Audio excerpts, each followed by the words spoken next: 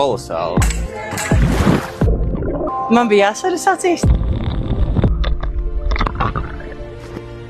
Kārlis ir lielisks stāstnieks. Īsts uz skatuves. Viņiem iedvesmu atkal sekot saviem sapņiem. Un atziņas par dzīvi. Par brīvību. Tad atzīju, ka tu tur sēdi, tu esi ar viņu laivā. Kārlis arī iespaido. Drosme. Bija tik sirsnīgi. Super vienkārši brīvība. Ļoti emocionāli. Daudz pārdomas.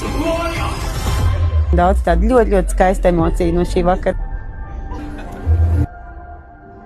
Es atnāku vēl vienreiz, godīgi sakot. Mēs varam atnākt vēl vienreiz, ja?